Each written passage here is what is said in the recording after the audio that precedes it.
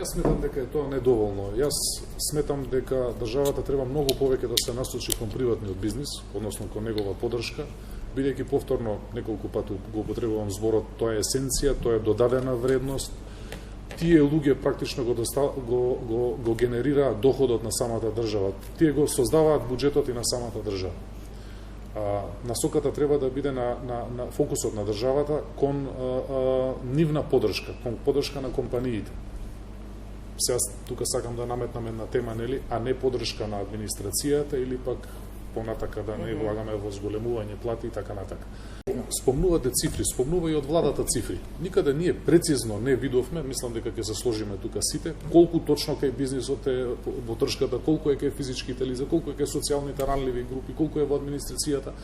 Се е некако во некоја форма, во некоја обланда, каде што нема прецизно, точно, што, како, од каде и зошто. Затоа што вака навидум со овој општ разговор изгледа како бизнисот да е поддржан многу.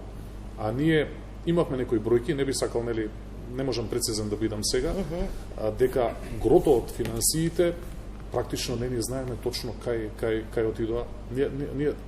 Ние говориме тука сега последната колку 72 милиони, извини. 75-6 милиони, јас ги реков 80. Повторно се вели за бизнисот и за граѓаните. Колку е за бизнисот, колку е за граѓаните. Ајде да прецизираме. По кои ставки, по кои основи оди за бизнисот. Мислам, не е јасно некако. Сметате дека овој пакет недоволен би бил? Овие 70 на милиони, 80? Да, затоа што се спомна 400 милиони евра поддршка. Како сега 70 милиони? Нели говоревме 400 милиони? Да, за ланската година, тие што ги прочитавме во извештајот на Државниот завод за ревизија. А сега за оваа година 70 милиони во услови на ваква криза, каде што врфе покрај завршетокот на пандемијата COVID, енергетска криза и сега војната што се случува тука блиску до нас, јас сметам дека е многу недоволно тоа и незадоволително како поддршка. Да, но имаме, нели, информација дека 90.000 луѓе вработени во приватниот бизнис за последниот месец немаат земено плата. Да. Тоа е една многу сериозна и, како да ја кажам, лоша информација. Во насока на тоа значи дека ликвидноста на компаниите кои што треба да ги дадат тие плати е сосема нарушена. Ние треба да видиме, еве конкретно ако говориме за прехранбениот сегмент, нели, да одвојам малку, имате на инпутот зголемени материјални трошоци, говориме пшеница, масло за јадење, масноти и така натака, прехранбена индустрија, имате енергијата зголемена 400%, ако сакате ќе парафразираме со бројки, и имате минимална плата, нели, и недела неработен ден. Сите инпутни параметри се зголемени. На аутпутот ќе добиете неможност на компанијата да исплати плата. Разбирате? Сите финансии таму се абсорбираат и не може да се исплати плата. Јас доаѓа многу тежок период, дури се вели, нели, дека есента и зимата ќе биде после Втората светска војна можеби најтежок период, меѓутоа тежок период е и сега сме крај на мај, почеток на јуни и овие месеци што доаѓаат. Не можеме се уште квалитетни информации да собереме што ќе се случи со оваа важен параметар според мене дека 90.000 работници немаат земено плата. Тука и во првиот квартал 4.000 компании имаат затворено, пропаднато. Мислам дека и таа информација, не знам дали... Да, има, преку Народна банка ги мери, отворени и затворени. Да, и обично 4.000 се годишно, а ова е 4.000 во првиот квартал. Така да, направи ли Георгиевски проблем натре во фирмите таа минимална плата? Сега прави ли притисок врз останатите плати? Да. Значи и ние немаме проблем одамна го лично и мојата компанија го има решено тоа, бидејќи платите се повисоки од таа минимална плата. Имаме мал број на вработени кои што земаат минимална плата, меѓутоа сукцесивно прави притисок и веднаш другите вработени реагираат и велат кога нив им е покачено, очекуваме секаде да се покачи. Да. Очекувана е таа реакција. Очекувана е таа реакција. Јас сметам дека тоа донесување на минималната плата не беше доволно промислено. На еден начин не наивно, него они очекуваа веројатно да се зголеми минималната плата, а останатите плати да останат какви што се. И сега ја отворија Пандорината кутија. Па веројатно има економски тим во владата, требало да ги пресмете и овие предвиди овие ризици некои, како да се каже. Не за пресметка, меѓутоа да ги предвиди дека тоа ќе значи ова. И сега не знаеме нели како ќе течат во таа насока работите. Притисокот врз бизнисот е огромен. Јас тоа можам да го пренесам, бидејќи сум застапник на тие 95% микро, мали, средни, исто и господинот од Северозападна комора. Ќе бидам директен и прагматичен во однос на целата работа. Се измачуваме 30 години тука нели со администрација. Еве, да направиме една паралела. Нашата земја е слична по територија, по големина како Словенија, нели, така прилика по жители. Конечно да утврдиме, нели, односно да се создаде една критична маса, да се направи професионална администрација, да се намали колку што треба администрацијата. Приватниот бизнес, знаете дека изискува работна сила. Нема работна сила во нашата држава. Квалификувана работна сила. Инаку, ако видиме во бројките, има невработени. Момент да се доискажам. Многу лесно се прави преквалификација, има некои работи кои што во многу други држави се направени во однос на преквалификација и ние тежнееме и сакаме да абсорбираме кадри кои што ќе бидат соодветно преквалификувани во дадени програми и каде што конечно ќе дојдат во приватниот бизнес. Имаме навидум една вин-вин ситуација. Меѓутоа, кој ќе биде еден храбар, кој што конечно ќе излезе со еден таков став, каде што суштински ќе го реши овој проблем. Господинот Ангел ни презентираше квалитетни бројки тука. Меѓутоа, повторно ќе влеземе во тие бројки и вечно 30 години сме во тие бројки.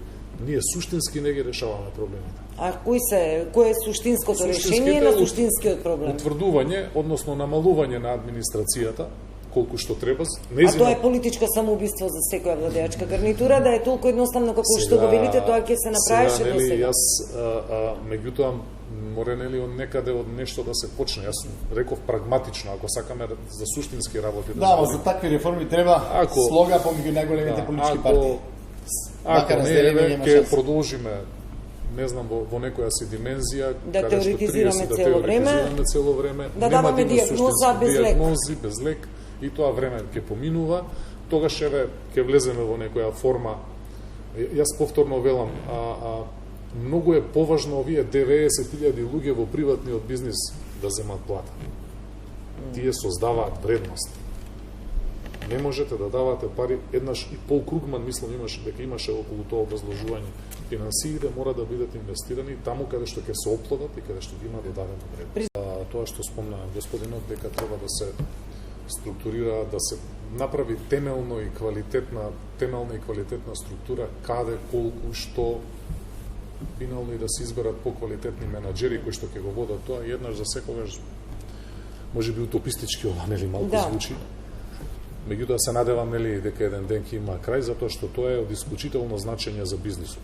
Понатака тие што ќе останат во администрацијата, што ќе бидат помалку на нив, платите тогаш ќе им се зголемат. За сметка на овие што ќе се намалат. Ќе се пари, тоа што ќе биде квалитетно, ама ова навистина невозможно. Суштината е дека и мислам дека секаде дека во приватниот бизнес треба да бидат повисоки платите. Така ќе створиме една гравитацијска маса да луѓето од државните компании да дојдат во приватно да работат ради повисока плата. Бидејќи тоа е еден главен мотив. Да бидат стимулирани. Малку се испревртени работите кај нас. Секоја компанија во основа на интерните, внатрешните пресметки кои што и анализи кои што ќе се ги направи, на крајот ќе мора да одлучи колкава цена ќе го дава производот. Тоа мора да биде темелено на разум и на пазарни принципи. Ова што беше замрзнато, со некои замрзнати цени, дури малку беше неразумно и нелогично, затоа што вие да продавате производ без маржа, мислам, кој ќе ни ги плати нас вработените, кој ќе ни плати електрична енергија, кој ќе ни ги плати другите трошоци што... Но легитимна беше мерката за да се излезе во пресрет, нели рековме сите од себе помалку да дадеме за да може да ја пребродиме кризата. И сега до каде тоа ќе оди? Еве завршува. Мислам, пак, а на друга страна затоа велам пак ќе се вратиме 90.000 вработени во приватниот бизнес не земале плата.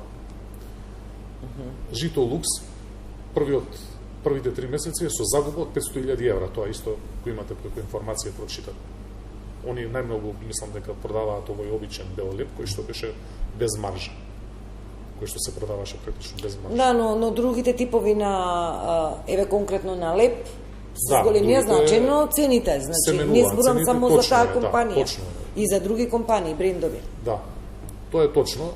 Меѓутоа, повторно ќе речам, во однос на овие нови цени и нови покачувања, тоа ќе биде секоја компанија воз основа на внатрешни анализи, воз основа на своја внатрешна пресметка, ќе се одлучи колкава цена ќе биде Како што сега стојат работите, дали може да се очекува корекција во делотите на лебот, на печивата, на тие работи? Да, затоа што вчера чинам, цената на брашното беше 34 денари килограм, тип 500, пред 17-18 денари беше пред една година, мислам таму или повеќе.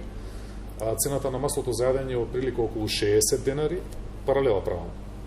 Вчерашната цена 137 денари литар, цената на електричната енергија е околу 60 евра по мегават час, сега е 250 евра по мегават час.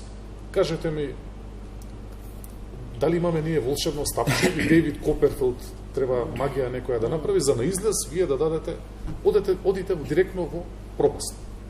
Значи, компаниите мора да изнајдат модус и начин како да ги преживеат овие тешки времења, а подоцна ли ќе збориме, на повидок се уште потешки, уште посложени времења. Интересно и значајно прашање што го начнавте. Доколку ги погледнеме завршните сметки за минатата година ќе се задржиме, топ 10 компании во нашата држава по профитабилност. Ние ќе утврдиме дека на таа листа има под топ 10 компании 5 банки кои што доминираат со својата профитабилност. Ако тоа го преточиме во бизнис размислување, сваќаме дека банките одлично функционираат во дадена криза, на нив одлично им оди. Ние сметаме дека банките можат да бидат многу поотворени кон бизнисот во дадена ситуација и во периодов, и овој период и во минатиот период. Говорам да покрај намалените камати, да има намалени провизии, говорам рочноста на кредитите да биде уште поголема. Таму се знаете спакувани сите кредити од 8 до 10 години, тешко може да се пробие тој. Ова го имам како мнение, како мислење од помалите фирми. Односно, еве уште една информација што од статистичка информација што е многу значајна. Дали знаете дека 75% од банките финансираат големи компании, само 50% финансираат средни компании, а само 25% се микро, мали компании. Што значи тоа? Дека банките се во така наречена длабока комфорна зона. Едноставно, малите компании ги прескокнуваат, многу ретко се одлучуваат да инвестираат кај нив. Односно, они имаат фантастично добро поднебје за работа. На процедурите за поставување на фотоволтаици. Една многу сериозна и важна тема, која што говорам и за компаниите, и за физичките лица. И многу луѓе внатре препознаваат во таа тема големидни бизниси и профити. Не само бизниси, него и помош тоа ќе биде и на бизнисите, нели имаме и закон поставување на кров, каде што во соодветна кратка процедура, говорам кратка неколку месеци, може да се земат дозволи, и каде што имате сложена процедура за поставување некаде далеко земјишта. Многу е важно овие процедури во интерес тоа ќе биде и на самата држава, бидејќи со брзо поставување на тие фотоволтаици системот нема да се оптоварува, нема да се увезува толку струја и ќе се постигне енергетска независност колку што може повеќе. Но многу важно прашање. Многу важно прашање, огромен интерес. Поентата ми е тука кратко, дали може да се влијае на државата, например, да се ограничи рокот на добивање дозвола по секоја цена 60 дена. Дали одговориле, дали не одговориле институциите со тајм менеджмент затоа што влегувате во еден виртуелен круг каде што не знаете кај ќе излезете. Не сваќате да не